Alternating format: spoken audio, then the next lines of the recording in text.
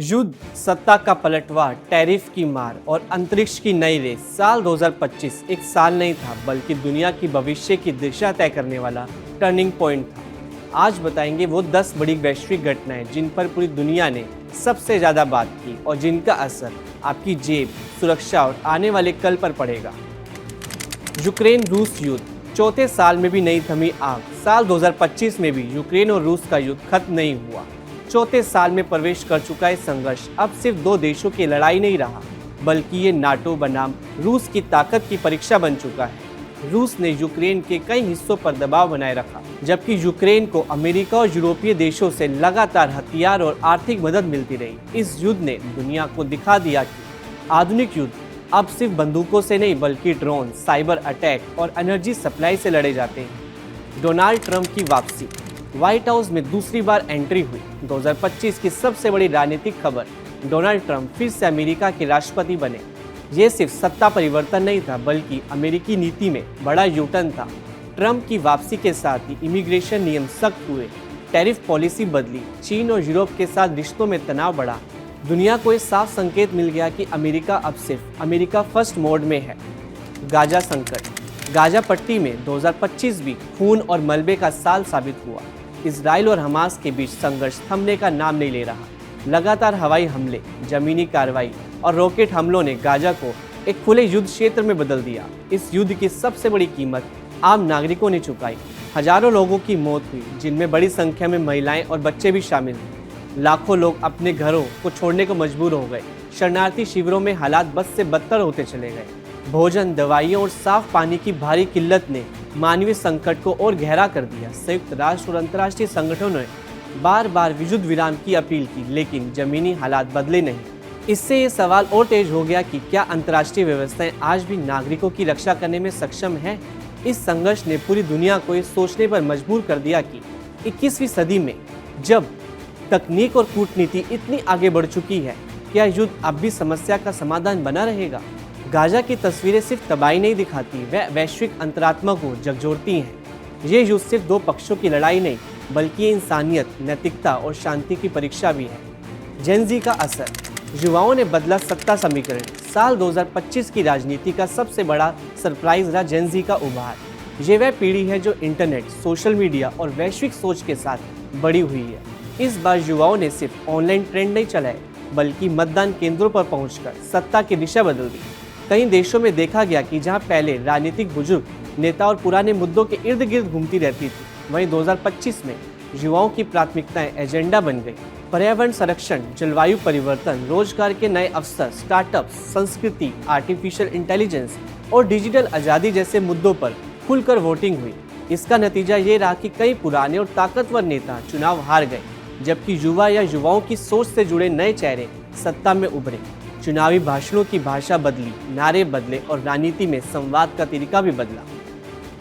Myanmar Thailand भूकंप, साल 2025 का सबसे बड़ा प्राकृतिक कहर म्यांमार और थाईलैंड में देखने को मिला, जब एक भीषण भूकंप ने पल भर में जिंदगी की रफ्तार रोक दी। झटके इतने तेज थे कि पूरे शहर मलबे में तब्दील हो गए। इमारतें ताश के पत्तों की तरह ढह गईं और सड़कों पर दरारें पड़ गईं। इस त्रासदी में 1700 से ज्यादा लोगों की जान चली गई, जबकि हजारों लोग घायल हो गए। लाखों लोग बेघर हो गए। कई परिवार ऐसे थे जिनके पास शोक मनाने का भी वक्त नहीं था, क्योंकि उन्हें अपनों की तलाश में मलबों के ढेर खंगालने पड़े।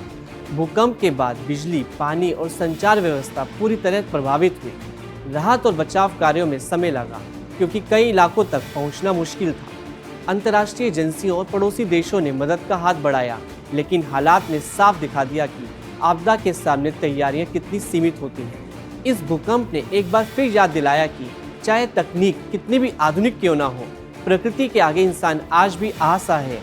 ये सवाल भी उठा कि भूकंप वाले इलाकों में इमारतें बनाते समय सुरक्षा नियमों का सही से पालन हो रहा है या नहीं। इतिहास रच गया, पोप लियो 14 बने पहले अमेरिकी पोप।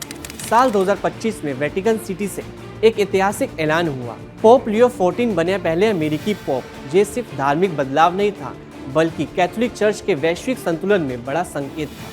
अमेरिका की बढ़ती भूमिका अब धर्म के केंद्र तक पहुंच चुकी है।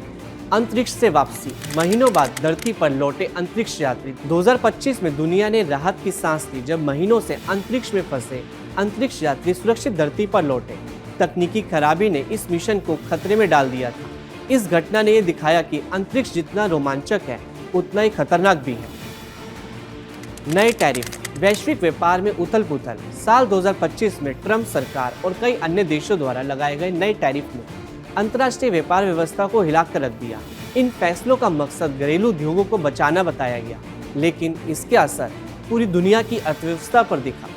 अमेरिका, चीन, यूरोप के बीच टैरिफ बढ़ने से आयातित सामान महंगा हो गया।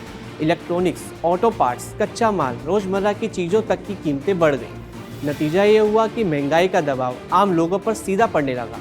कई कंपनियों को अपनी सप्लाई चेन बदलनी पड़ी, फैक्ट्रियों की लागत बढ़ी और कुछ जगहों पर नौकरियों पर भी खतरा मंडराने लगा। छोटे और मध्यम कारोबार सबसे ज़्यादा प्रभावित हुए, जिनके पास बढ़ती लागत को झेलने की क्षमता कम थी। टैरिफ युद्ध ने यह भी दिखा दिया कि आज की वैश्विक अर्थव्यवस्था कितनी आपस में जुड़ी हुई है। एक देश का फैसला दूसरे देश की कीमतें, नौकरियां और बाजार प्रभावित कर सकता है। शेयर बाजार में उतार चढ़ाव बढ़ा और निवेशकों की चिंता भी। चंद्रमा और मंगल की रेस, साल 2025 स्पेस रिसर्च के इतिहास में एक मील का पत्थर साबित हुआ।